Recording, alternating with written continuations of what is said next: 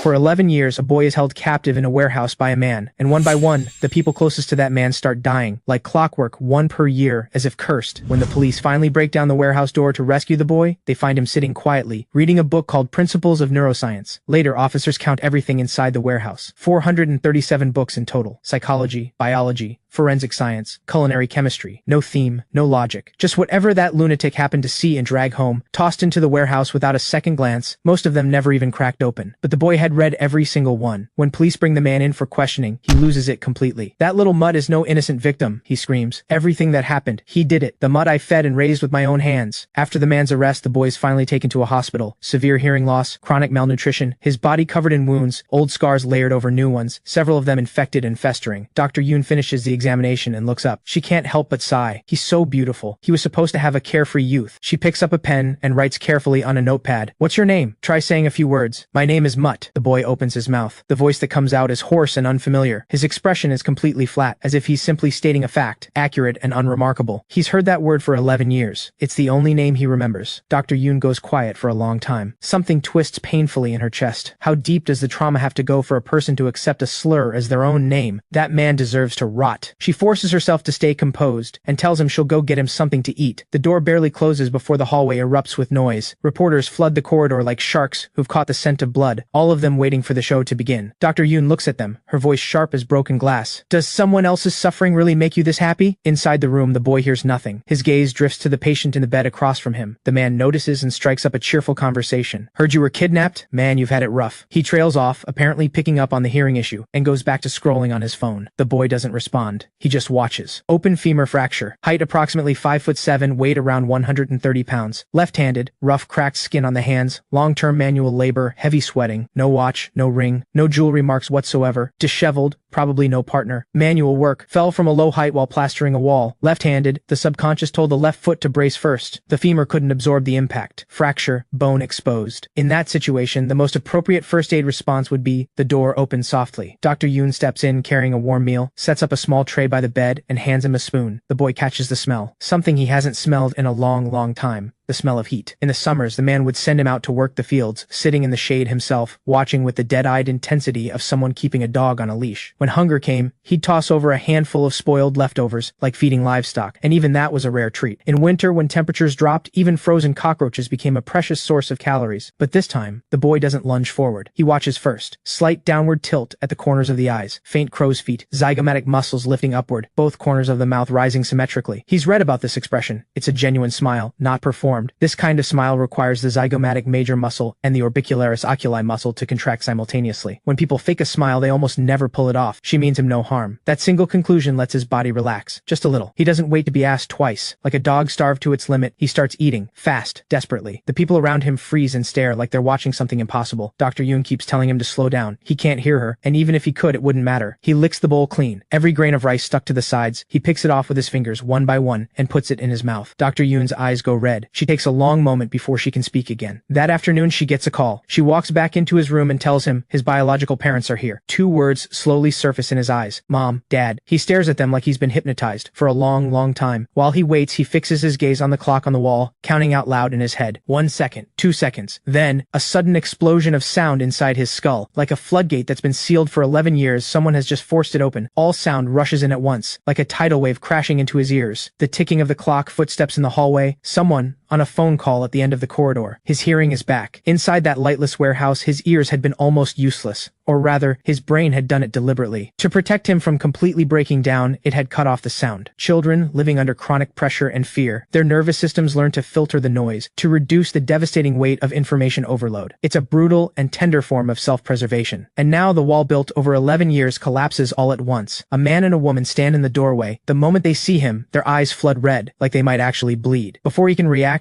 they stumble forward, arms shaking, and pull him against them, holding on like they're afraid he'll disappear. Both voices explode in his ears at the same moment, like speakers cranked to maximum. Crying, footsteps, the violent thud of heartbeats, all of it tangled together. Too loud. Loud enough to leave his mind completely blank. This boy, forgotten by the entire world, his name is Shin Woo-jin. The day he's discharged, it's Bo-mi's first time meeting the brother she's never known. She sees Woo-jin and stiffens immediately. Stiff like a child who's done something wrong, and quietly says his name. He gives a vague sound in return. His footsteps pause at the doorway, as if he's carefully checking something. Dad asks Bo-mi to take him to see his room and get him settled. Bo-mi tries to excuse herself to help with dinner, but Mom doesn't let it slide. The two of them walk side by side into the bedroom. The air solidifies around them. Bo-mi stands near the door, desperately hunting for something to say. Woo-jin stands in the center of the room, scanning everything in silence, still as a statue. Bed, window, computer, chair. This is my room? Bo-mi is still figuring out how to start naturally when she sneaks a glance at him. He's actually really good looking. The thought surfaces before she can stop it. Her face immediately goes warm. I'll teach you how to use the phone, okay? She sits on the edge of the bed and patiently walks him through powering it on, saving contacts. Woo-jin answers in a strange, stilted voice, like words being assembled by a machine. Got it. Bo-mi blinks. That takes her a second. I'm your sister, you don't have to be so formal with me. He takes the phone, presses the power button. The smartphone that this whole generation can't function without slowly lights up. And in the next second, his fingers fly across the screen, tapping, swiping, faster and more fluid than she is. Not even close to how a person touches a phone for the first time. That's definitely not someone who's never used one before. Bo-mi moves on to showing him how to search the internet. Instead, he types 2 words into the search bar himself. Family. The screen fills with images. Grandparents holding children, parents sitting side by side, a whole family laughing around a dinner table. Mom, Dad. He slowly turns to look at Bo-mi beside him. Bo-mi, my sister. Family. Bo-mi's eyes go red instantly. Yeah, she says. Family. Then a scent drifts into Woo-jin's nose. Strange. Something he's never smelled before. Perfume? Like branches burning, full of fragrance. Like something from ancient times. Before Bo-mi can react, he's already walking toward it, completely spellbound. The smell leads to the kitchen. Mom and Dad have prepared a full feast to celebrate his return. His eyes go wide with disbelief. All of this is food? His parents see him and immediately wave him over, eyes full of warmth. They have no idea that what sits before him isn't just a dinner table. It's the greatest meal he's eaten in 11 years. Meanwhile, across town, in a cold interrogation room, the man who destroyed his 11 years sits under questioning. Starting 5 years ago, the people around him had been dying off, 1 per year, under mysterious circumstances. His wife, his mother, his sister-in-law, 2 close neighbors from the village. Every single death traced back to him in some way. Suddenly the man slams to his feet like he's lost his mind, eyes bulging, veins popping at his neck. It was that little bastard, the one I raised, fed and clothed with my own hands. What the police can never imagine is that all these seemingly unconnected deaths have one thing in common. That man's reading list was just a little too comprehensive. After dinner, Woo-jin sits alone on his bed, staring hard at his phone. 11 years without speaking. His tongue feels like a block of wood, sounds coming out blurred and muffled, like chewing wet cotton. But he finds a way. He pulls up a video on YouTube and reads along, word by word. Ha! Hello! To everyone watching at home. Home, family, family. He plays it back over and over, reads it again. 1 time, 2 times, a dozen times without stopping. Then, 2 soft knocks at the door. Bo-mi pokes her head in, grinning. Does he want ice cream? The answer is obviously yes. The refrigerated cabinet at the convenience store swings open and a wave of cold air rolls out. Woo-jin goes completely still in front of it, not moving an inch. Strawberry, matcha, chocolate, milk. His eyes can't keep up. This might be the most extravagant thing he's ever seen in his life. Bo-mi waits nearly 3 full minutes. Then she reaches in, grabs a cone and shoves it into his hand. This one's the best. Let's go. Outside, a group of girls sits by the sidewalk. One nudges another. That guy is so cute. Should we go ask for his number? The second one hesitates, says it's too embarrassing. The third one assumes Bo-mi is his girlfriend, her voice full of envy. But Woo-jin's entire universe is this small ice cream cone. He takes a huge bite. Cold, sweet. It spreads through his mouth slowly, like something melting into every corner. His eyes, which have been so flat for so long, gradually light up, brighter and brighter, like 2 stars being switched on for the first time. Good. So good. So good he forgets to walk. He stops in the middle of the sidewalk and goes in for another lick, completely absorbed. Bo-mi swallows a laugh and pushes him forward. She looks down and quietly texts her friend, getting ice cream with my brother on the way home. Woo-jin's footsteps suddenly stop. His gaze locks onto something at the side of the road. A man, standing completely still, staring at Bo-mi with an intensity that doesn't belong to a stranger. Like a hyena half mad with hunger. Woo-jin's eyes go quiet, hat brim, heavily worn, brow furrowed, pupils dilated. Nobody in the family noticed this face when they passed earlier today. Not a local. Large sweat stain under the armpit, soles of his shoes, wide pressure marks from a motorcycle footrest, mud on the sides of his shoes from up in the hills. But the road here is completely dry. He came down from the mountains. The conclusion forms in his mind fast as flipping a page. He calls out to Bo-mi, tells her to go on ahead. Bo-mi says it's getting late, and he shouldn't walk alone. She loops her arm through his and pulls him home. 12:30 in the morning. Every street light is dark. Woo-jin still hasn't slept. He stands at the window, watching the man below, still circling, still there, like a dog that refuses to give up. Inside his head, another voice speaks, something that grew out of 11 years of darkness, born from despair and fear. An alternate version of him with a completely different operating system, colder, faster, with no concern for consequences. The same books, completely different conclusions. Fear and dread are its food. Every time Woo-jin wavers, it steps in, but things are different now. Woo-jin has learned to control it. This thing is a beast with fangs, but used right, it pushes every piece of knowledge to its absolute limit. Tonight, come out. Fine. He steps into the rain without an umbrella. The man sees him and turns to leave. Woo-jin stops walking. Rain is a gift from nature. Mask sound hides tracks. You thought this through pretty well. The man freezes. What are you talking talking about? You're seriously asking me that? How dull. Excuse me, do I know you? Do you know me? I know you pretty well. You had noodles for lunch, delivery rider, motorcycle, crossing that hill every single day just to hang around our building. And your sleeve, there's cat fur on it. Practicing on a stray cat first, getting some warm-up in, were we? Who are you? Woo-jin brushes his rain-soaked hair back and smiles, just slightly. One step forward, one kick. The man crashes to the ground, water splashing up around him. Play with me for a bit, the way you played with that cat. Woo-jin pulls open his collar. Scars cross his skin in every direction, old ones buried under new ones, jagged and raw, like centipedes crawling across his body. From the man's throat comes a broken, nearly begging sound. Don't come any closer. Stay away from us. One step closer, and I'll carve these same marks into you, one by one. Now get out of my sight. The man scrambles away on all fours, stumbling and crashing into the dark rain until he's gone, like a worm crushed underfoot. Woo-jin tilts his head back. Rain hits his face. He lets out a long, slow breath, like he's finally taken out a piece of garbage that's been rotting for way too long. His whole body feels lighter. After that night, life shifts, like someone changed the channel from hell to something entirely different. Day 1, the whole family sits around a table and eats hot Korean barbecue together. Day 2, mom takes him shopping and buys him a whole new outfit. Day 3, he and Bo-mi go see a comedy film, the first one he's ever watched. He laughs, genuinely laughs. Day 4, Bo-mi shows up with a thick stack of test papers, looking suspiciously pleased with herself. Let's test some basic science, see where you're at. Woo-jin glances at the first question, picks up his pen and starts writing immediately, no hesitation. Bo-mi grabs his hand, half laughing, half frustrated. At least finish reading the question before you answer. He looks at her, completely serious. I already finished. She blinks, takes his answer sheet and checks it. Every single answer is correct. She slides over another stack. Not convinced. He opens it, keeps writing. The pen barely pauses.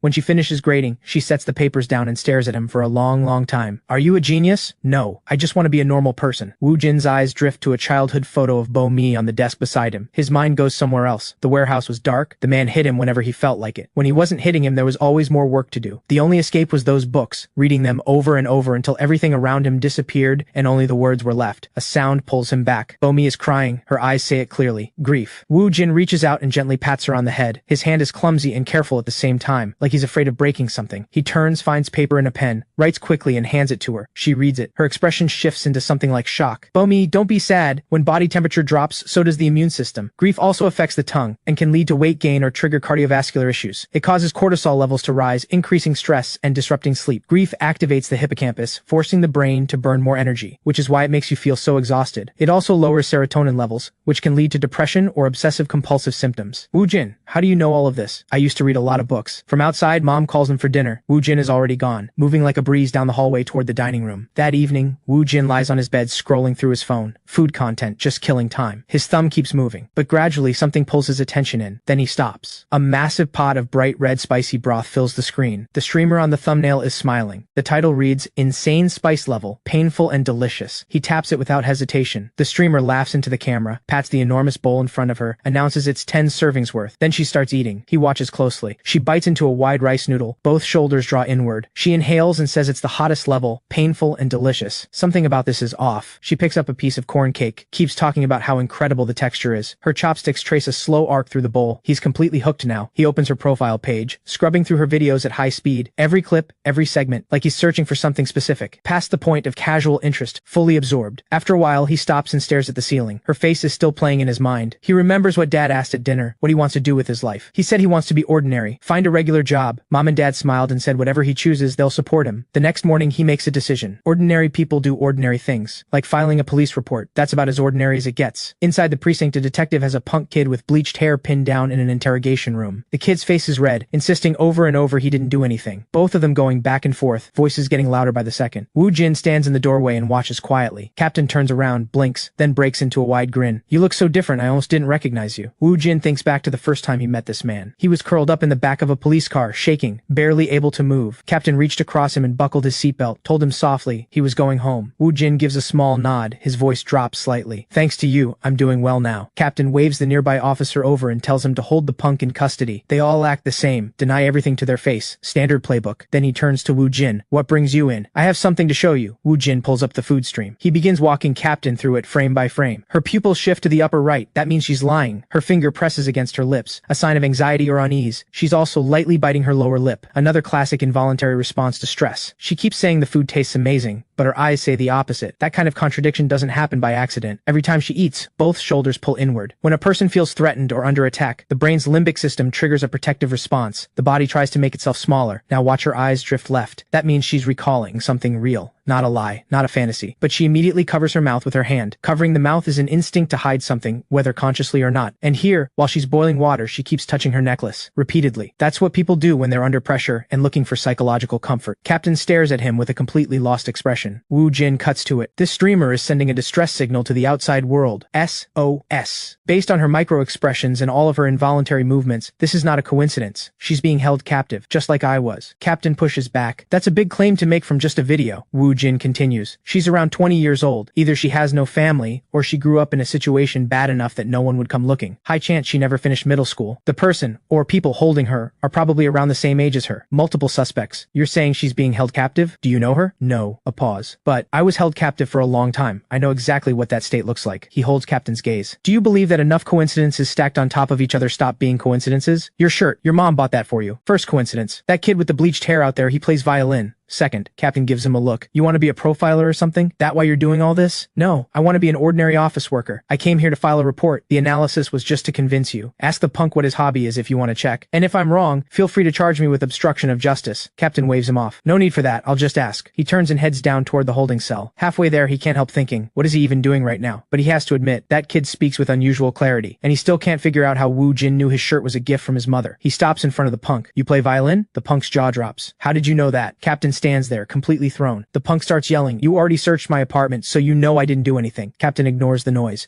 His mind is somewhere else entirely. Does that kid have some kind of special ability? The truth is, from the moment Woo-jin walked into the precinct, he'd already made his observations. Calluses on the fingertips, positioned at specific points, a faint pressure mark on the left ring finger, occasional violin player, and the kid's body language, his micro-expressions, no signs of deception, probably not the actual culprit. About 5 minutes later, Captain pushes back through the door. Woo-jin is gone. On the table, there's a note. 2 coincidences stacked in what I told you. Her situation is urgent. My number is below. Captain stares at it for a moment. Then he calls his team and tells them to look into the streamer. Across the city, Woo-jin waits at a bus stop. Mom had gotten him a transit card and walked him through how to use it. He taps it at the reader, finds a window seat, and sits down. Last week when Uncle came over for dinner, he'd agreed to let Woo-jin come see the company. Today is that day. Uncle works at SH Mythos Group. The building is tall enough to make your neck hurt looking up at it. Woo-jin watches the flow of people coming and going through the lobby, all of them ordinary office workers. That's exactly the kind of life he wants. Uncle leads him inside. A girl in a high school uniform spots Uncle and greets him. Casual, almost bored, looking down at Woo-jin like he's something slightly beneath her notice. Both of them speak at the same time. Are you in high school? The girl stares at him, unimpressed. I'm literally wearing the uniform. How is that not obvious? The elevator opens. Uncle steers Woo-jin in and says a quick goodbye to the girl. 7th floor, a packed office floor, someone taking a call in English, someone else locked onto their computer, everyone moving with purpose. Uncle immediately gets pulled aside by a staff member. Emergency meeting. He apologizes and tells Woo-jin to grab lunch in the company cafeteria on his own. Downstairs, the girl in uniform steps out of the same elevator. She sees Woo-jin. He sees her. A high schooler has no reason to be here during school hours. She spoke to Uncle, a clearly senior employee without a trace of nerves. Her posture carries authority. She deliberately stepped into his path. She moves like she owns this building. Cross-reference, she's most likely a top executive's daughter, someone very high up. In that case, building a connection with her could be useful. Just needs the right approach. Woo-jin gives a non-committal sound and walks around her. She calls after him, asks if he's skipping school. Woo-jin tells her flatly that he doesn't go to school and keeps walking. She calls out again, annoyed that he keeps cutting her off. Woo-jin turns. His voice is unhurried. I don't like wasting time on things that don't benefit me. Like this conversation. A pause. Talking to you doesn't seem to offer any benefit. Please don't speak to me again. He knows exactly what he's doing. When someone feels their value has been dismissed, they'll fight to prove themselves. He says it deliberately, to make her show her hand. She takes the bait immediately. Her chin goes up, voice dripping with superiority. I'm the daughter of this company's CEO. Woo-jin knows the right response. He lets his eyes go slightly wide, lips part just a fraction, performing mild surprise, then schools his expression back to neutral. Is that so? Her satisfaction is almost visible. She informs him, nose in the air, that now he should understand she's not like other people. And with that established, her restraint drops entirely. She fixes him with a frank, invasive stare, scanning him from head to toe, cataloging every detail, with a flicker of something like contempt crossing her face. But she adjusts quickly, and underneath the composure, her eyes are lit with barely contained excitement. She tells him he's coming with her. They're going to hang out. Woo-jin watches her expression. The corner of his mouth carries the faintest trace of amusement. He can see exactly what's in her eyes. She looks at him and sees a toy, something to play with and discard when she's bored. How convenient, because he can use that greed, flip it around, and turn her into a puppet on a string.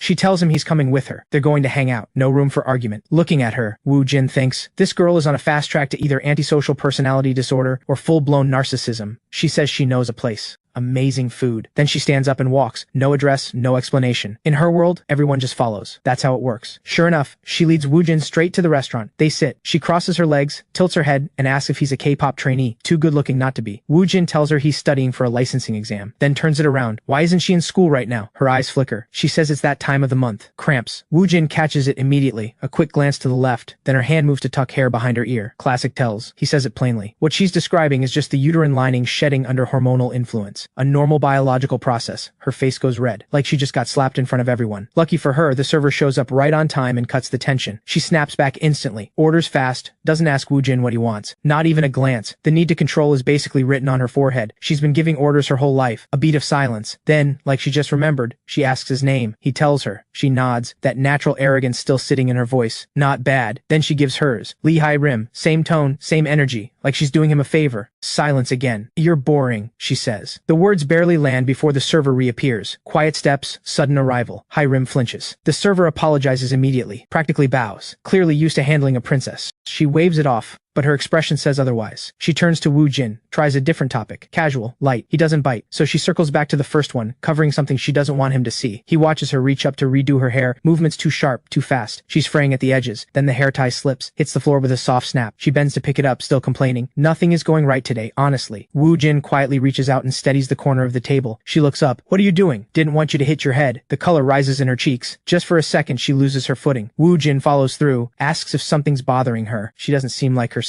She pushes back immediately. Who is he? Why does he care? He's nobody to her. Woo-jin lets it go, picks up his spoon, takes a sip of broth. She watches him. Then, almost urgently, how is it? She leans in, says the soup here is just as good as Restaurant K back in City F. Maybe better. Woo-jin files that away. She drops bait like this on purpose. Follow the thread, and the distance closes itself. He plays curious. Restaurant K? Who'd she go with? Her whole energy shifts. She went with someone she knows. A famous actress. Woo-jin knows exactly what to do with this. He needs to pull her back into a happy memory. Get her to relive it. Let the feeling take over. That's how you close the gap. When people revisit good memories, the brain releases dopamine and norepinephrine. They don't just remember the moment, they re-experience it. The body can't tell the difference. Hai-rim talks faster now. Fireworks over the water, a view like a painting. She's lit up from the inside, the earlier awkwardness completely gone. The brain doesn't distinguish between the real and the imagined, just like thinking about a lemon makes your mouth water. Right now, she's not sitting at this table. She's back on that yacht, watching the sky explode with light. All it takes is a few good questions and the patience to listen. He becomes the person who makes her feel good. It's almost too easy. She's still going when the server brings the main course. Woo-jin sees the meat and doesn't hesitate. Chops first, straight in. Cut it first, she says. You'll choke. The arrogance is gone. She just sounds like she's looking out for him. She asks if he doesn't travel much. He admits it. The dessert arrives. She points at the shaved ice immediately. You have to go to Havos Island sometime. Her eyes go distant, soft. She describes it like a dream. Gorgeous coastline. Stars at night that look like the northern lights. Waves that shimmer when they break.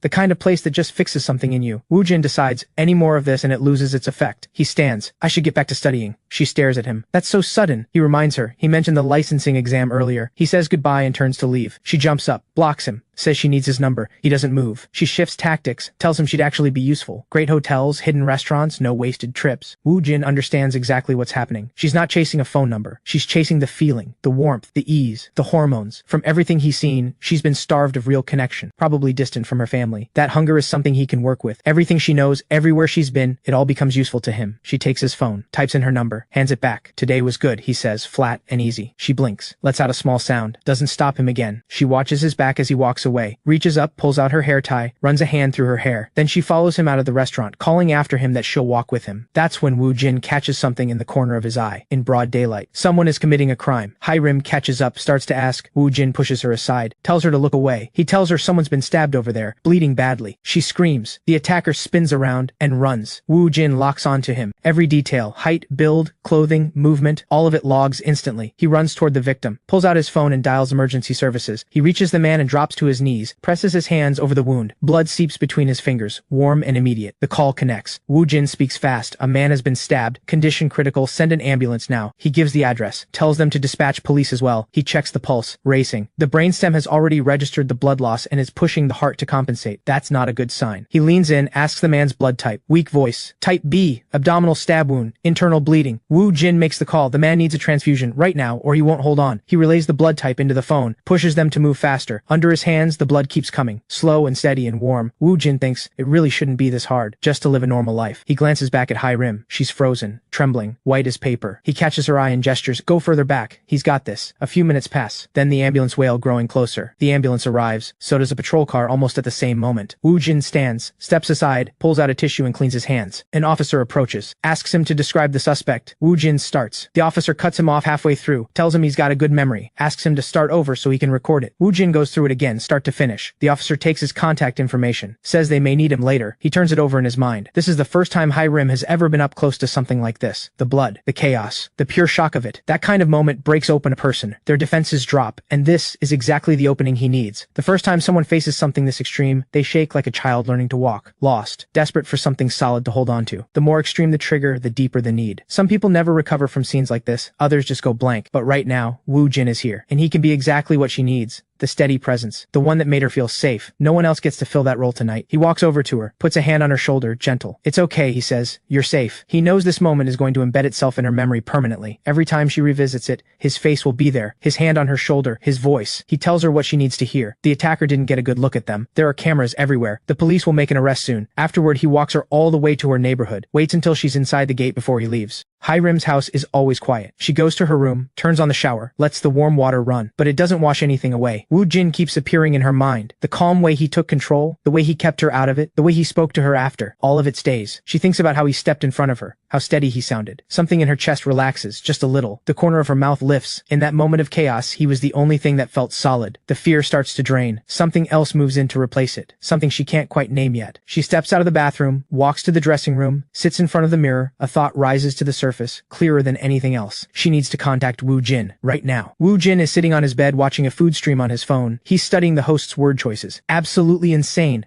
Oh my god, this is so good. The near hysterical enthusiasm makes everything on screen look like the best thing ever made. He makes a mental note. Try all of it. Eventually, his phone buzzes. Hi-rim, asking if he got home safe. He types back a quick reply, keeps it short. Then he goes back to the food stream. Next morning, the whole family sits down for breakfast. Mom made everything from scratch. It's warm and it's good. Bomi heads to school. Mom and dad head to work. The house goes quiet. Woo-jin goes back to his room, pulls out practice tests and workbooks and gets to work. Hours pass. He doesn't notice until he looks up and realizes the stack of completed books beside him. He glances at his phone. Hi-rim has been texting non-stop. He looks out the window. Sunlight through clouds, calm and ordinary. His phone rings. A woman's voice, sharp and professional. She's calling from a financial institution. Does he need a loan? A scam call. I need 100 billion, he says. Can you do that? The line goes dead. His phone rings again. Police. They've caught the suspect. They need him to come in and give a statement. He hangs up, walks to the entryway. He looks out at the empty apartment and speaks quietly to no one. I'm heading out. Nobody's home to hear him. Nobody's been waiting up for a long time now. The police station is close. He walks fast and gets there quickly. In the holding room, the suspect is loud, still arguing. Woo-jin watches him, the lip biting, fingers working near the mouth, a hard swallow. The officer next to Woo-jin turns. What do you think? He's lying. When people lie, the body releases catecholamines. Blood pressure spikes around the nose and eyes. Touching the face is an involuntary response to relieve the pressure. Biting the lip, rubbing near the mouth, instinctive attempts to hide panic. When cornered, people default to one of three responses: freeze, flee, or fight. His legs are crossed and pulled inward. He chose freeze. Aggressive words, defensive body. What's his education level? The officer blinks. Master's degree. Higher education means he trusts evidence. If he did this, his biggest fear right now is proof. DNA, surveillance, eyewitnesses. Tell him there's a witness who saw everything. You're sure it's him? Woo-jin nods. No hesitation. Thanks, the officer says, walking him out. He thinks for a moment, then goes back in. There's a witness. They got a clear look at you. The suspect's face collapses. The performance falls apart. Once the wall breaks, the rest comes out fast. Woo-jin steps out of the police station, looks at the street, the passing cars, the buildings above. He remembers that food streamer. She filmed somewhere near here. He wonders. Jae Jangmyeon from a place next to a police station. Is that insanely good? Would he say absolutely insane? He pulls out his phone and texts Hi-rim. They caught him. You can relax. Hi-rim is in class when it comes through. The girls around her are talking. She ignores all of them. Types immediately. Why are you only telling me now? I left your messages on read. Woo-jin replies. Doesn't everyone do that? Hi-rim puts her hand over her face. You're unbelievable. Woo-jin tells her he's on his way to take on a challenge. Says she should come. Having her there might help. She shows up at the restaurant not long after. The bowl in front of them is enormous. The owner explains the rules. Finish everything in 20 minutes or pay a penalty fee. Woo-jin runs the math. The stomach isn't a fixed container. Short-term high-volume eating can expand capacity temporarily. The key variable is leptin release. Ready? Woo-jin nods. The owner hits the timer. He picks up his chopsticks, winds up a massive tangle of noodles, and inhales it. Hi-rim stares. That's going to destroy your stomach. He doesn't stop. He picks up the bowl, tips the remaining broth directly in. The timer timer still has time left. The bowl is empty. The owner can't speak for a moment. Challenge complete. High Rim squints at him. Are you trying to become a food streamer? That would make me anything but ordinary. After they eat, Woo-jin says they're going for coffee. Isn't this what normal people do? Dinner then coffee? How big is your stomach actually? Watch fewer food streams. Evening. Her driver pulls up. She waves Woo-jin over. He says his place is close. He'll walk off the meal. See you next time. She gets in. Through the window she watches him until he disappears. Home. Woo-jin pulls up another food stream. His phone rings. Captain's voice. That streamer you flagged. You were right about all of it. The victim was a young student. The stream was forced. It was a whole operation. Runaways. Families had already stopped looking. How did you know? Is it some kind of ability? Anyway, dinner's on me, as a thank you. Does it involve meat? Of course. Then I want grade AA, cut number 9 chuck tender. A pause. Fine. Saturday. On the way there, Woo-jin wonders, can any cut of beef really live up to the title of greatest thing you've ever eaten? Two strangers step into his path, a man and a woman. They tell him they can just tell. He's a blessed person. They study the laws governing all things. Is that a science? Like physics or chemistry? They fumble. Say it's more like philosophy. You only truly see something once you understand it. Your ancestors are sitting on your shoulders right now. They're the reason you're so sharp, but it seems like you haven't been honoring them properly. You can see spirits? These ancestor entities, they're non-organic. What channel do they use to receive information? The eye processes visual input through the macula and the blind spot, then sends it through the optic nerve to the brain. Do you have a specialized organ for this? Some kind of mutation? A sensitivity to a different wavelength? They start backing away. The woman says she left something on the stove at home. Woo-jin feels like he's being avoided. I'm not dangerous, I promise. He can see her pulling back, recognizes the anxiety. Do I really seem that scary? Come on, tell me more about the ancestors. They're gone. A man walks up laughing. Says he's a content creator. He films social issues and scams. These con artists are everywhere lately. I put them on blast. He grins. I've never seen anyone dismantle them like that. You completely wrecked their whole script. Can I upload the footage? More people should see this. No, that would make me the opposite of ordinary. We can blur your face. Change your voice. Nobody would recognize you. I'll give you 500,000 won. 1 million. Woo-jin turns around, reads out his bank account number. That was fast. After the transfer clears, Woo-jin heads straight to the restaurant. Captain is already waiting. He looks at the menu. His hand trembles slightly when he finds the price. He breathes in. Let's start with 3 portions. You really came through on this one.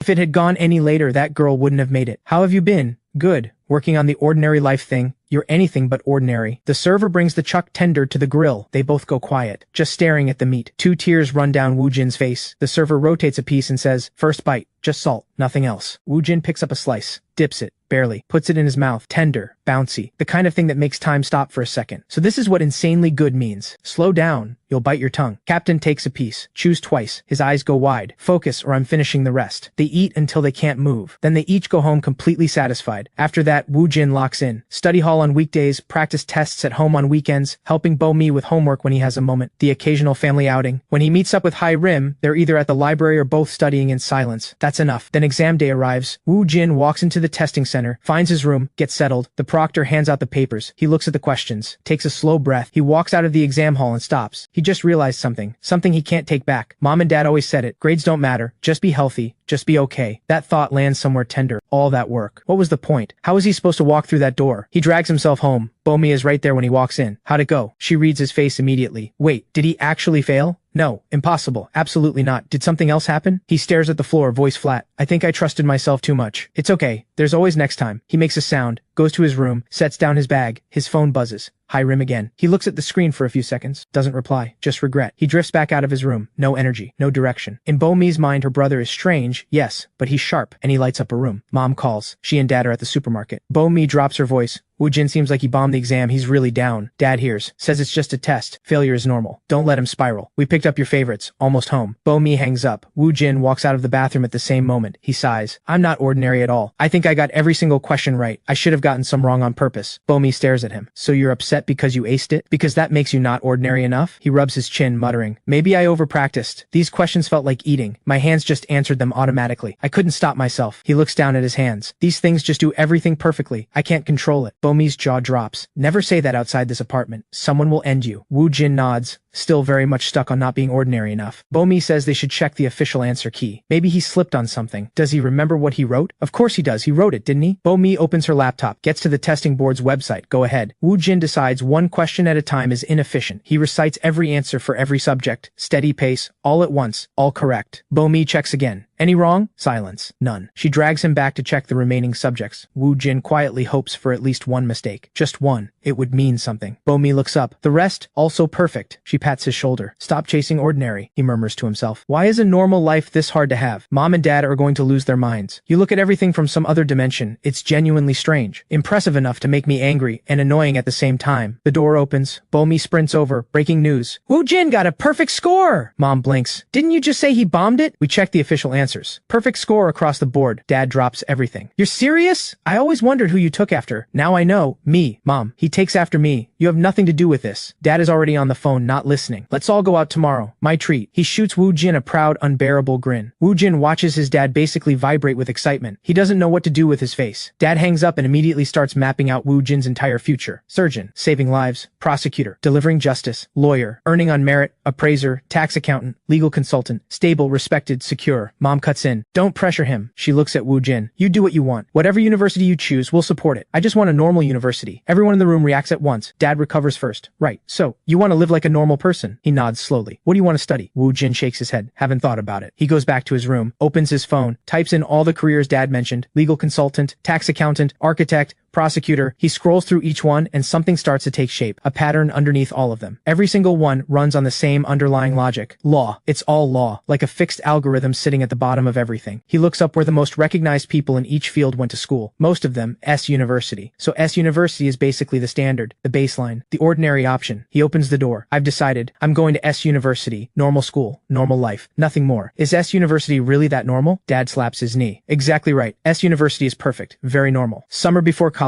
Woo-jin makes a decision. He's going to visit the man. He packs light and gets on a train. Once it starts moving, he tries something he's seen on the food streams, cracks a hard-boiled egg against his forehead, peels it, takes a bite, chases it with a drink. He understands now why everyone does this. The richness of the egg, the clean hit of the drink after. It works. Hours later, the train arrives. He switches to a bus heading toward the facility. The bus winds through turns and rough road. Eventually it stops. He checks in. A guard walks him down. He reaches the visitation room, sits down, eyes on the door across from him. The man's face rises in his memory automatically. The way he used to look, the size of him, the unpredictability. Woo-jin came a long way for one thing, one confirmation. The door opens. The man walks in wearing a blue prison uniform. Thinner now. The swagger is gone. What's left is just tired. What do you want? He pauses, then brings up the hearing loss, the sneer still there, even worn down. You were always sharp. You can read lips, can't you? He insists. Someone got to his family. His eyes say it's Woo-jin. His mouth says things that aren't worth repeating. But standing here now, looking at him, Woo-jin feels nothing. No weight in his chest, no cold in his spine. He checks quietly, confirms it to himself. It's gone. All of it. Now you're the one who's afraid of me, the man mutters. All of them deserved what happened to them. My sister-in-law had no interest in herbs. There's no way she ate something by accident. Your sister-in-law, Woo-jin says calmly, was one of the people who used to hit me with the flail. That uniform suits you. The man's pupils contract. He can't process it. He can speak. He can hear. Over the past few years, your family members died one by one. Heart failure. Poisoning. People only see what they want to see. They believe what they need to believe, including the idea that their suspicions must be right. Your two friends, the ones who made a habit of coming after me, they're gone too. Heart failure, both of them. Every hair on the man's body stands up. The color drains from his face. Something inside him hits a ceiling. The fear reaches maximum. The heart accelerates. Breathing goes shallow. One more push, and the heart might just give out.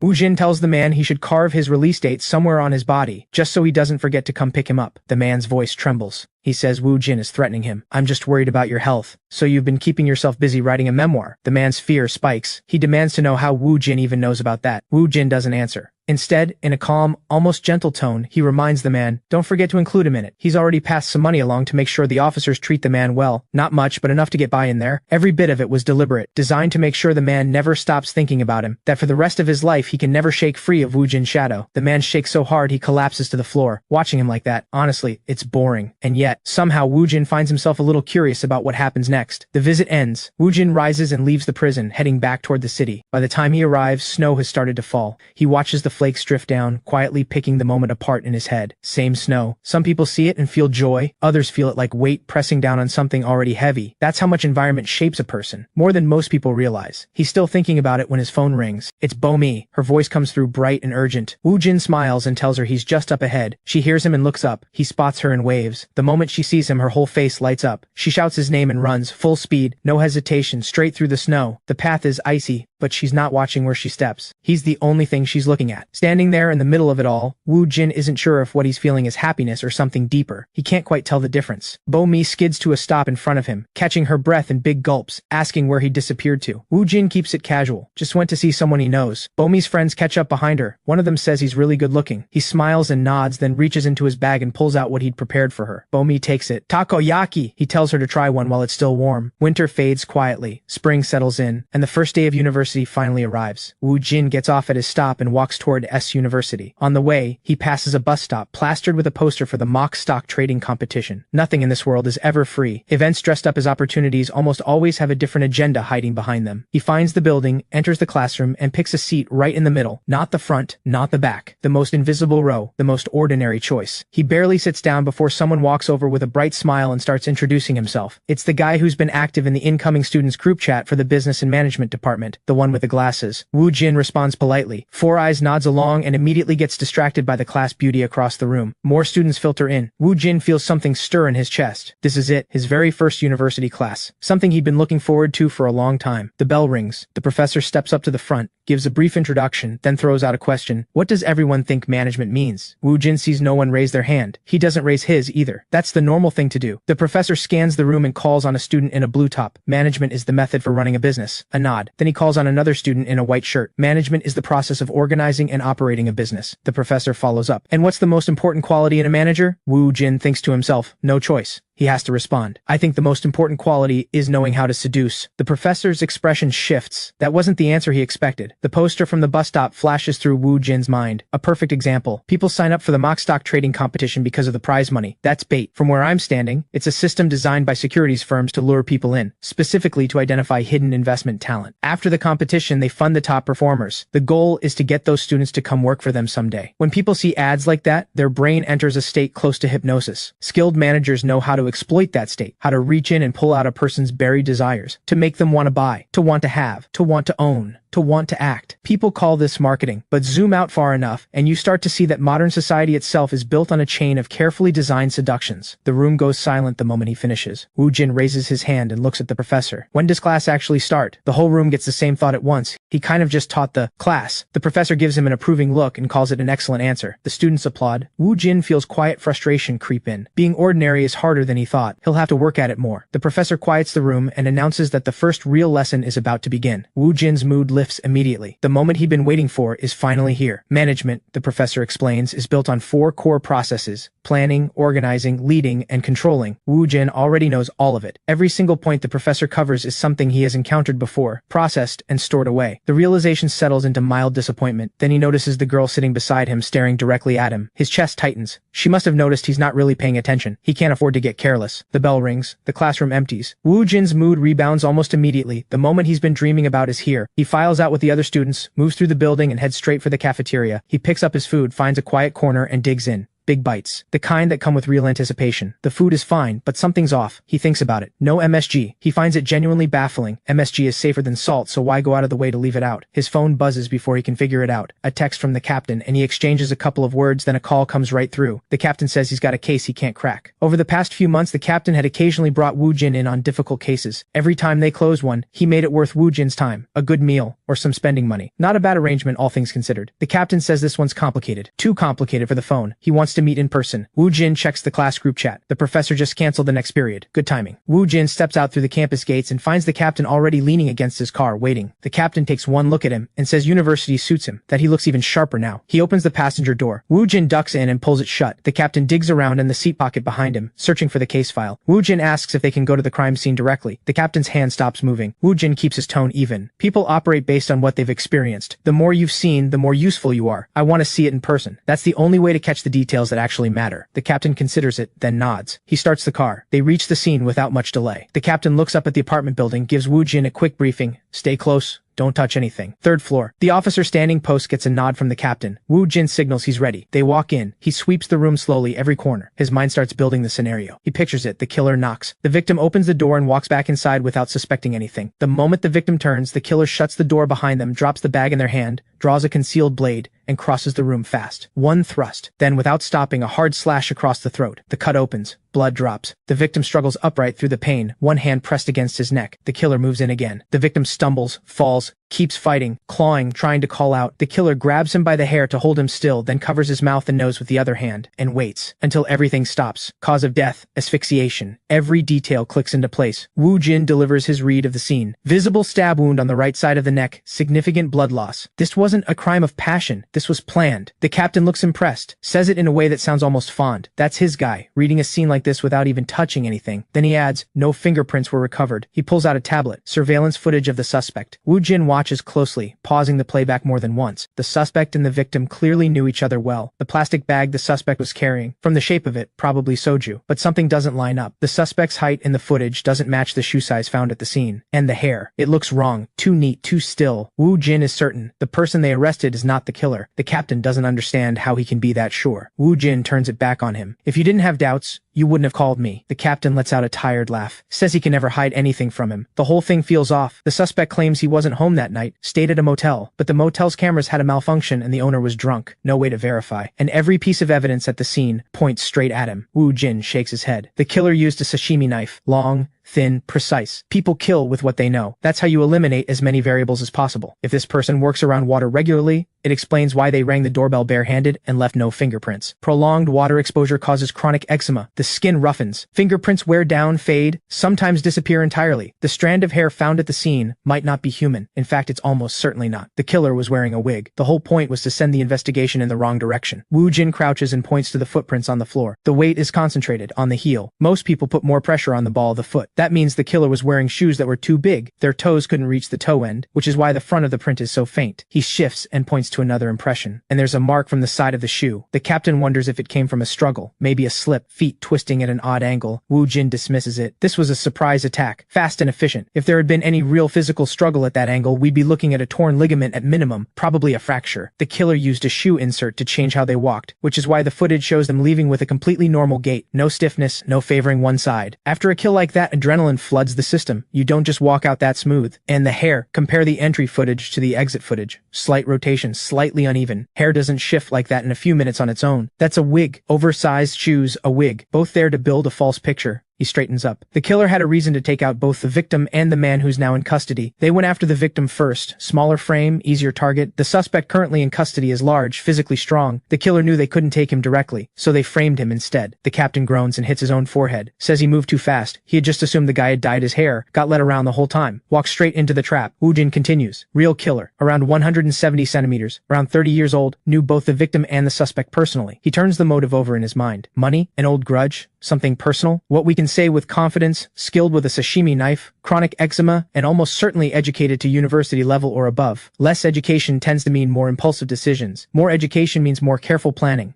The captain pulls out his phone and checks in with the team. The officer reports back. Forensics confirmed the hair found at the scene is synthetic. The captain stares at Woo-jin like he's watching something that shouldn't be possible. Woo-jin sketches out the likely height, build, and age range. Something clicks in the captain's expression. He calls the officer back immediately and tells them to bring in anyone working at a sashimi restaurant in the area. The case has a direction now. Woo-jin says goodbye and heads back toward campus. Halfway there, his phone rings again. My guy, love you bro. The captain's voice, warm and deeply unnecessary. Disgusting. Woo-jin wonders what the actual motive was. The captain tells him the rest is their problem now. Go to class. He hangs up, pockets the phone, and Buzz appears at his side with a wave. Woo-jin gives him a quick look and pulls up what he knows. Buzz introduced himself in the new student group chat, but those fine lines around his eyes suggest someone closer to 30 than 18. Buzz falls into step beside him and says Woo-jin was seriously impressive in the last class. Very professional. Then asks if he's joining the mock stock trading competition. Apparently half the department has already signed up. Woo-jin turns it over in his head. Not joining makes him stand out. Makes him look odd. But joining, what's the right way to participate and still look ordinary? He's working through it when his mind lands on the antlion. An antlion larva digs a pit in the sand and waits. When an ant falls in, the antlion doesn't tear it apart. It pierces the body, drains the fluid, and discards the empty shell. That logic doesn't stop at the insect world. In the real world, people sit in front of stock tickers and second-guess themselves for hours. But the second they finally commit, they go all in. They buy and they pray. The market doesn't care. When prices fall, some unravel into rage. Others fall apart entirely. Some start thinking thoughts they can't take back. The stock market is an antlion antlion, vast unseen draining ordinary investors one by one. By that logic, Woo-jin should be one of those ants. That's what ordinary looks like. But if he loses money, his family will worry, and that is not something he can allow. So no, he won't be the one getting drained. He'll be the one doing the draining, steady, patient, pulling value from others the same way the antlion does. Drop by drop, Buzz's voice pulls him back. He snaps out of it. He walks into the building alongside Buzz. The classroom is already buzzing about the competition. Someone lost. Someone gained. Woo-jin makes a quiet decision. He needs to start moving soon. The bell rings. The professor comes in. Woo-jin takes a slow breath and tries to pay attention. It doesn't help. Everything covered is something he already knows cold. His mind drifts to the drama series he watched the night before. Fitting in means being normal, so he lets his eyes go heavy and his head droop slightly, simulating a student who drifted off. An ordinary experience he has always wanted to try. The professor notices almost immediately and can't quite work out what to make of it. This kid is usually bursting at the seams in class, and now he's just asleep? Always the one asking questions, running ahead of the material, sharing insights that make you stop and reconsider. The professor figures maybe it's for the best. What he doesn't know is that Woo-jin is not actually asleep. He's wide awake and deeply aware of how hard it is to look average. Being ordinary, he concludes, is genuinely difficult work. Class ends. The professor announces homework. Turn it in on time. This is another first. An actual homework assignment, just like a regular student. He asks the professor what exactly is required. The professor blinks. A moment ago, this kid looked like he was in a coma. Woo-jin hears the assignment, then raises his hand. The professor braces himself. What follows is, effectively, a one-on-one debate. Does the law of diminishing marginal utility actually apply to people with unusually large appetites? The professor frowns, thinks it through, and explains, the feeling of fullness doesn't come from the stomach reaching capacity. It's hormonal. The body releases leptin. The students exchange glances. Is this a management class or a biology lecture? The professor keeps smiling through it, but internally he is not okay. He doesn't know most of what Woo-jin is talking about. Still, there's something unmistakable in the way Woo-jin engages. A real, restless hunger for knowledge that's hard to dismiss. The professor finds a polite excuse and makes his exit. He walks out like something is chasing him. The second he's gone, half the class swarms around Woo-jin, each one trying to recruit him for their group project. Out in the hallway, the professor quietly decides against inviting him to the research lab. Having Woo-jin around, he concludes, would not be helpful. It would be exhausting. Woo-jin gets home and opens his laptop. He logs into the mock stock trading competition page and enters a practice position. The stock goes up. He feels nothing. It drops. Still nothing. Even when it falls below his entry price, the stillness in him stays exactly where it is, which is how it should be. He tries anyway, running through the mental exercise, searching for a more ordinary emotional response. That's when he thinks of the other one, the one buried somewhere deeper, who knows everything Woo-jin overlooks, everything he doesn't register. They haven't surfaced in a while. Might be worth checking in. Come out. The next second, a slow, sharp smile appears in the mirror. Been a while. The other looks himself over. With a face like this, making it as a K-pop trainee would be effortless. He tosses the jacket aside, though honestly, this body probably couldn't carry K-pop trainee energy. Not quite. He finishes the thought and moves straight to the laptop, eyes moving fast across the trading dashboard. He takes in the numbers and his conclusion is immediate. He needs to step in. He cannot let Woo-jin fumble this. Back when this body was locked away, the other had run it most of the time. But things shifted. Woo-jin took the wheel and held it tighter with every passing month. If that continues, the other's awareness will fade out completely. Disappear. He has to make himself necessary. Prove there's still a reason for him to exist. He scans the board fast and finds what he's looking for. Market makers multiplying. Clear signs of a buyout forming underneath the surface. This is real life. There are no practice rounds. Every move is the real one. His fingers move fast across the keyboard. He uses real money. Buys into several stocks he likes the look of. The prices start climbing, almost immediately. Steady at first, then faster. Money has always moved through predators and prey. If you want a return, someone somewhere has to pay for it. That's true for every executive playing golf at noon, and for every employee working under them. Take the executive who spends his afternoons on the golf course, then spends his evenings chasing clients and closing deals, hustling to keep the payroll running, pushing himself to the limit just to bring in more. And at the same time, he hires people, lets them generate value on his behalf. That's the cycle. Money flows in, money flows out, and everyone feeds off everyone else. If you want to avoid risk, you accept an ordinary life. If you want the extraordinary, you accept the possibility of losing everything. But here's what most people miss. Everyone already has an employee. That employee is money itself. Money funds your free time, absorbs your fatigue, tells your brain to release endorphins and serotonin, produces the actual physical sensation of being happy. It eases psychological pressure, steadies the body's systems, and over time makes people sharper, calmer, more alive. It works on your mind the way a private masseuse works on your muscles. Quietly, consistently. Most people never recognize it for what it is. Put money to work the way you would manage a good employee, and it generates returns you could never produce on your own. When someone announces a gold strike in the mountains, and everyone rushes to dig, the smart move isn't to dig. It's to set up a stall at the entrance and sell pickaxes. Every miner needs one. Every miner's pickaxe eventually breaks. When it does, they come back. The seller doesn't dig. The seller just collects. No digging required. No risk of coming up empty. But even that only works if you spread it out. The question isn't just how to make money. The question is which door to walk it through. The other has already made his choice. The companies are holding it now. All he has to do is wait. The stocks climb again. The candlestick chart heart pulses on screen, chasing short-term gains. There is no better feeling. Crowds follow crowds. People move because others are moving. Most of them lose, the other doesn't. He has his own rhythm, his own read on what's real. He just has to resist the pull during the lows, stay cold, stay patient. The strategy is simple. Wait for panic. When everyone is selling and screaming and cutting their losses, he does nothing. He waits until the damage is done and the prices are on the floor. Then he moves. He picks up what they threw away. And when the market reverses, and it always does, everything he absorbed at the bottom becomes returns. Victory belongs to the one who held. Woo-jin could not have done this. The other knows it. Calm under pressure, precise in his read, decisive at the moment of entry. That's him, not the kid. This body still needs him. They complete each other. Next morning, Woo-jin packs his bag and heads out. He smiles and calls a goodbye to mom on the way through the door. He reaches campus without much delay and walks into the classroom. Class rep is at the center of a small crowd, holding court, announcing that he's up 19% in the competition. Then he notices Woo-jin across the room, and more specifically, notices that the class beauty has been gravitating toward him. He had already clocked it when she picked Woo-jin over him for the group assignment. His expression tightens. He breaks out of his circle and crosses the room with rehearsed casualness, asking how everyone's trades are doing. One guy scratches the back of his head and admits he didn't sign up, says numbers just aren't his thing. The class beauty says she doesn't know enough about stocks to feel safe trying. Class rep leans in. Doesn't matter if you understand it, just put something in and see what happens. Go with your gut. Woo-jin watches him and says nothing. He reads the expression on class rep's face, clocks the dynamic between him and the class beauty, and a clear picture begins to form. Then class rep turns and looks straight at him, asking about his trades. Woo-jin sees through it immediately. The smile is performed, not a trace of sincerity behind it. And just a moment ago, standing in front of the class beauty, there was something else in class rep's posture, a flicker of fear. Not panic, fear. The soft, instinctive kind that humans don't choose to feel. Men tend to be visual. They stare at someone who catches their eye. But the moment that person looks back, the gaze usually snaps away. Unless it's someone they genuinely want, then the reaction is different. Not just nerves. Something closer to dread. Woo-jin files it away. It traces back to evolution. Deep in the human wiring is a reflex left over from when groups had alphas. The most desirable people stayed close to whoever held power. Anyone who threatened that arrangement got removed, exiled, or worse. The consequence got written into survival. That fear never disappeared. It just went underground. So class rep, standing in front of the girl he wants, felt it without knowing he felt it. And now here he is, wearing that manufactured smile, asking about Woo-jin's trades. The motive is not curiosity. A person like class rep, someone who needs to be seen, who builds his identity around how others perceive him, doesn't come looking for genuine conversation. He came to perform. He wants a foil, someone to measure himself against in front of an audience. The goal is to make Woo-jin look small, which makes him look bigger. But Woo-jin is not the kind of person who gets used as a prop.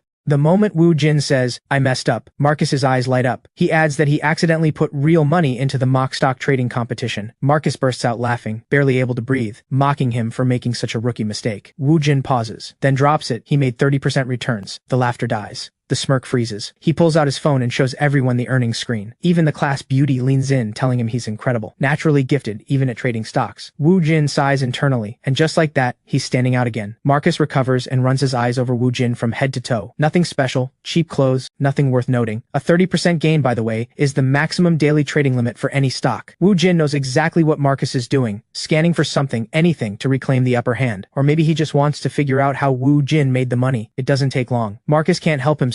He urgently asks to see which stock Woo-jin bought. Woo-jin holds the phone out, but loses his grip. It flies through the air. Marcus instinctively reaches for it, and misses. In that instant, Woo-jin's mind runs the numbers. Height, weight, velocity, angle of impact. It's going to shatter. He has to catch it. In one motion, he leaps to the exact landing point and catches it clean. The whole class stares. Someone gasps. Marcus looks flustered. He hurries over, apologizing. But the jump pulls up Woo-jin's shirt, and a strip of skin above his waist is exposed. Marcus spots it immediately and puts on a look of exaggerated shock, asking about the scars. Probably from back when he was running with the wrong crowd, right? He plays it up, shrinking back in fake fear, spinning the whole thing, turning the room against Woo-jin, all while wearing a grin that says he's loving every second of it. Woo-jin thinks to himself, so it's finally his turn to get bullied. He thinks back to the bullying scenes he used to watch on TV. Bullies always feel superior to their targets. When they do it, the brain's reward system kicks in, flooding them with dopamine, a false sense of pleasure. Bullying isn't just venting. Biologically speaking, it's tied to pleasure, an instinct. That's Marcus to a T, always showing off without a second thought. Right now, he's lost in it, completely drunk on himself. And Woo-jin is sure this won't be the last of it. Marcus will keep coming back for more. He knows how this works. The bullies are always the majority. The ones getting bullied are always the few. Getting bullied isn't ordinary. And if Woo-jin wants an ordinary life, he has to be on the majority side. That's the only way to stop standing out. That's how you fit in. Woo-jin puts on a warm smile and suggests they all go out for drinks. His treat works like a charm. Everyone immediately shifts to his side. And pulling the class beauty over is easy. She's the one Marcus actually cares about. Then he turns to Marcus, drops his guard, throws out a compliment or two. Just like that, Marcus walks right into the setup without even realizing it. Once he's in, he becomes the patient on Woo-jin's operating table. Whatever Marcus is hiding, whatever game he's playing, Woo-jin will take him apart piece by piece, like a dissection, until every ugly truth is laid out for everyone to see. That evening, the group heads to the restaurant Marcus picked. While everyone is chatting, Woo-jin slips away and calls Lee Hai-rim. She happens to be free, and says she wants to come join. He hangs up and heads back to the private room. The conversation inside is loud and lively. He barely sits down before Marcus turns on him, being passive-aggressive about how Woo-jin keeps dozing off in class lately, probably staying up all night trading stocks, right? Woo-jin keeps his head down and eats, not even a glance. Marcus immediately switches to concerned friend mode, earnestly telling him to sell, acting confused about why he even picked that stock to begin with. Woo-jin acts casual about it. He just did his research and got lucky. No big deal. The others are impressed. Marcus's expression sours instantly. He can't find an opening to strike back, so he swallows it. He grabs the bottle, forces out a stiff smile, and says even a lucky mistake deserves a toast, and pours everyone a glass. Woo-jin watches him quietly taking notes, hands planted on his hips, like a cobra puffing up to intimidate. It's a defensive display, meant to signal to everyone around him that he's still in control. It says everything. Marcus is, at his core, someone who can't function without an audience, and always ready to attack. He even angles his watch just so, drawing every eye to his wrist, feeding that ego. He fills every glass. Everyone raises them. Cheers. Woo-jin feels a small rush of anticipation. They always say once you grow up you start to appreciate alcohol, start to actually enjoy it, but the taste hits him and nothing. Is he just physically grown but still a kid inside? He can't tell the difference. Not being able to enjoy alcohol, that's not exactly ordinary. Right as he's sulking about it, his phone buzzes. He hangs up and tells the group a friend is nearby. Would it be okay if she stopped by? Not that it matters what they say. Lee Hai-rim is coming either way. Her entrance is where the real show begins. Everyone nods eagerly. Someone excitedly guesses it's a girl. A few minutes later, the door swings open. Sure enough, Lee Hai-rim. She strolls in, cool as ever, gives the room a small nod. Sorry to intrude. Everyone practically trips over themselves to introduce themselves. Lee Hai-rim nods politely, then raises an eyebrow at the soju. Woo-jin explains, Marcus picked the place. Marcus lights up and wastes no time, pouring on the compliments, telling her she's gorgeous, then pivots, playfully asking if the two of them are dating. Lee Hai-rim gives him a once-over, the kind of look that makes it clear she's already unimpressed. Just friends, she says flatly. Woo-jin knows her well. She can't stand people who perform loudly, packaging themselves in flashy wrapping. Then she lifts her wrist to check the time, and just like that, the watch on her wrist catches the light. Marcus's expression stiffens. He instinctively slides his own watch up under his sleeve. Then Marcus makes a point of saying what a perfect couple they'd make, trying to stir something up, or just remind everyone he's in the room. Either way, it only makes Lee Hai-rim more annoyed. Both of them shake their heads at the same time. No explanation needed. Woo-jin turns to the easygoing guy and asks if he plays games. The easygoing guy blinks. How did he know? Woo-jin follows up. He must be good at diving too, right? That does it. The easygoing guy lights up and starts talking non-stop. Then Woo-jin turns to the class beauty, and the two fall into easy conversation. Everyone is happily talking, showing off, enjoying the night, except Marcus, who has somehow ended up completely ignored, left out without anyone even noticing. For someone like Marcus, someone who feeds on attention and would rather die than lose face, being left out like this is unbearable. He has to do something. Sure enough, he doesn't last long. Marcus puts on a serious face and asks the easygoing guy which stock he bought. The easygoing guy scratches his head, embarrassed. He can't remember. Marcus pounces. He mocks the easygoing guy, launches into a lecture, and takes a jab at Woo-jin while he's at it. Even accidents can make money apparently if you're Woo-jin. Woo-jin lets it go. The rational mind fades. Emotion and instinct take over. Alcohol doesn't make people strange. It just strips them down. And what's left is exactly who a person really is. When Marcus finds out the easygoing guy wears a bracelet for good luck, he's on it immediately, lecturing him about the importance of effort, telling him luck doesn't come from a bracelet, you have to go chase it. The whole speech is just another way to tear someone down and feel tall. He needs the world revolving around him. That's the only way he knows how to feel like he matters. What Marcus doesn't see is that he's already walked into it, because sitting right across from him is someone he can't afford to cross, and hasn't spared a single thought. Lee Hai-rim raises her hand calmly. Her nails, she explains, are stained with garden balsam juice. Apparently it helps you end up with your first love. By your logic, she says to Marcus, does that make me an idiot too? Woo-jin knows her well. Lee Hai-rim lives entirely in her own world. She doesn't care how others feel, and she certainly doesn't care what they think. So whoever is reckless enough to come at her, she will hit back, and she will not hold back. The next second, she takes him apart without blinking. Wearing knockoffs just to look like you matter, is that what you call self-respect? Marcus's self-defense instincts kick in. He's going to lose it right here in front of everyone. But getting angry at someone Lee Hai-rim doesn't respect will only make her push harder. Sure enough, she keeps going. Marcus completely loses it, and what comes out of his mouth gets worse. He blames her for ruining the whole night, demanding she take responsibility. Before he can finish, Lee Hai-rim moves. She reaches into her bag, pulls out a stack of bills and drops them on the table. Her eyes say everything her words don't. The only thing that ruined this night is you. You and your constant need to tear people down. This is for everyone else. Consider it an apology for showing up. Then she turns to Woo-jin, and her voice softens. Just a fraction. I can't stay. She doesn't wait for an answer. She walks out. Marcus immediately turns to Woo-jin. Who is she? The only daughter of the SH Mythos Group's chairman. Marcus can't believe it. How does Woo-jin even know someone like that? The class beauty stares wide-eyed. No wonder she had that air about her. She was the real thing all along. Everyone snaps back to reality, and every eye lands on Marcus. And just like that, every page of Marcus's book is open. The arrogance, the vanity, the cruelty, and that paper-thin self-esteem, all of it laid flat on the table for everyone to read. Marcus squirms in his seat and excuses himself. Outside, he calls after Lee Hai-rim. "Hey, stop!" He confronts her, rage written all over his face, demanding to know who she thinks she is. Lee Hai-rim turns around. The look she gives him is pure disgust. Marcus is shaking with anger, pointing at her, saying things that have no business coming out of anyone's mouth. Lee Hai-rim's bodyguard steps forward quickly, politely asking if there's a problem. One look at the bodyguard, and Marcus deflates completely. He turns and practically sprints away. Meanwhile, back at the apartment, Bo-mi is lounging on her bed, phone in hand, texting her friends. The conversation drifts to Woo-jin. One of her friends wants him to tutor her. Bo-mi knows Woo-jin has a gift for teaching, but she doesn't say yes right away. Just tells her she'll ask. She's been thinking about it. Next time he comes home, she wants to figure out what he actually wants. Help him do all the things he never got to do, or never had the chance to. Then a worry crosses her mind. Woo-jin hasn't exactly grown up around classmates. What if someone takes advantage of him? She decides then and there she wouldn't let it slide. What she doesn't know is that things like that barely register as problems for him. The next day,